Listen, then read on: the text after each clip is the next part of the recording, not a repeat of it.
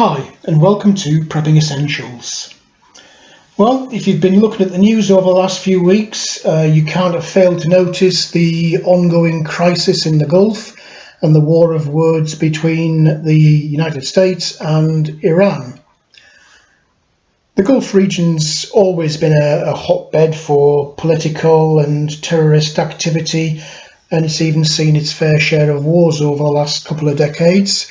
But it certainly seems to be hotting up, and it poses the question of, should we be prepping for this? And if so, what should we be prepping? So let's find out.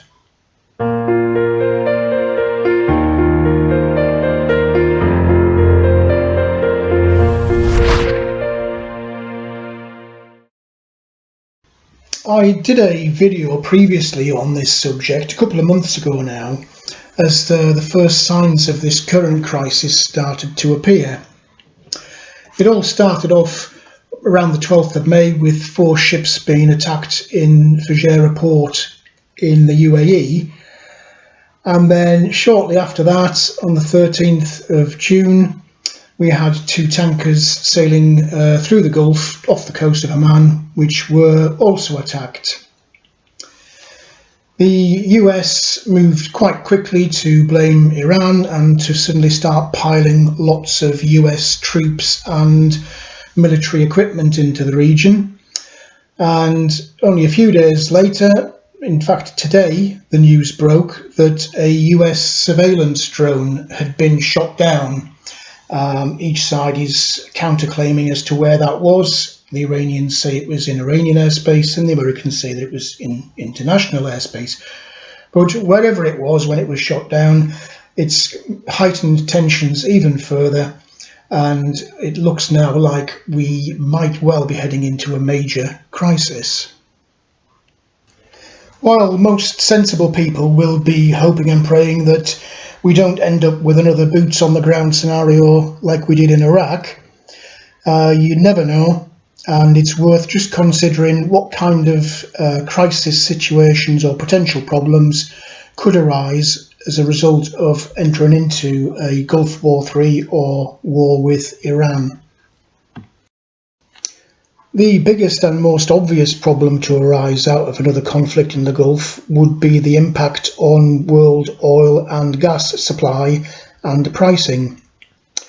Iran could very easily cut off the oil and gas shipping routes coming out of the Gulf into the ocean by sinking ships in the Straits of Hormuz and blocking that off.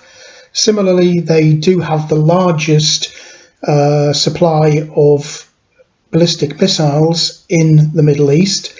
They have ranges varying from 1,000 to almost 2,000 kilometers. So all of the oil and gas exporting countries in that area could potentially be targeted. Indeed, so too could Israel. Clearly, any large-scale military intervention there or any major disruption to the oil and gas supply routes out of the Gulf would have a major impact on energy costs, whether that's oil or gas. So heating oil, gas for cooking, petrol and diesel for cars, and of course a knock-on effect with transport costs, which would push up the price of food. Similarly, any major military conflict around the world, particularly so if it involves disruption to oil and gas supplies, would have an impact on the financial markets around the world, which are already rather fragile and haven't really recovered from the big crash in 2008. It's difficult to guess how big an impact another conflict in the Gulf would have, but I can't imagine that it would be small. Another problem, but perhaps one that might not immediately spring to mind, is that of terrorist attacks. The Iranian regime has for several decades now participated in and lent support to a number of different terrorist organisations around the world, predominantly in the Middle East, but not exclusively.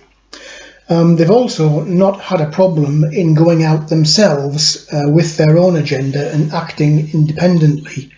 And there have been a number of terrorist attacks around the world, including Argentina and Denmark and Thailand, and Bahrain, where members of the Iranian military or state security services have actively gone out and targeted predominantly Israeli targets in all of those places around the world.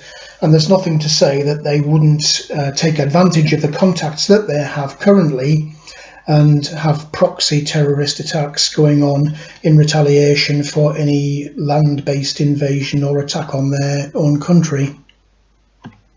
One final thought, perhaps a little bit random but worth mentioning, is the subject of civil disorder. We did see during the times of the Gulf War quite large-scale civilian demonstrations and protests in numerous countries that were participating in the Gulf War. And it's not beyond the realms of thinking that we would see the same thing again were any military action to be taken against Iran.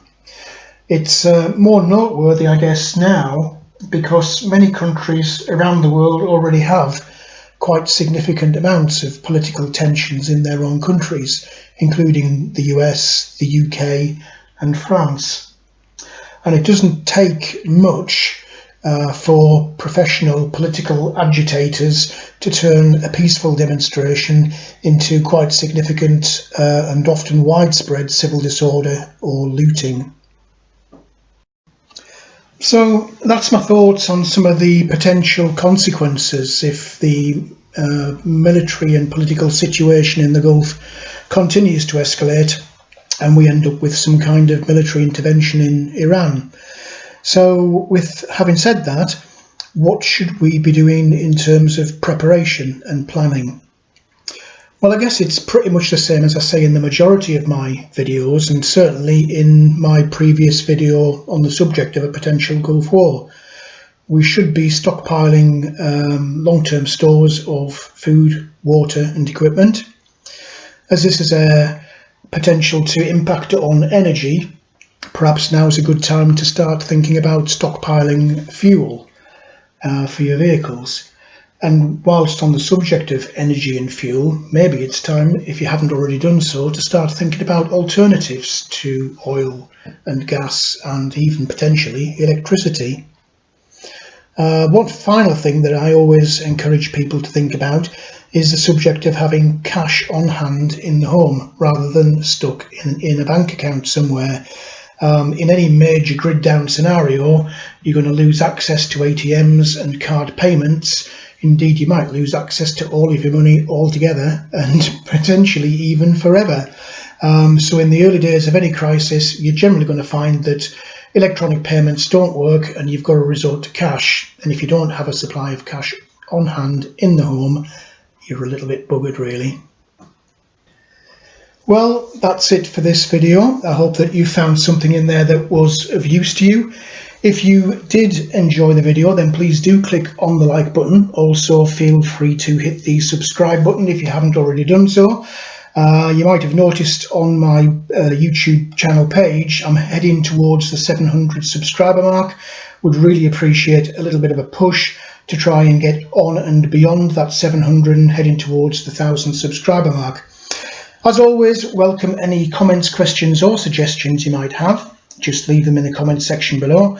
But for now, thanks for watching and I look forward to seeing you in the next video.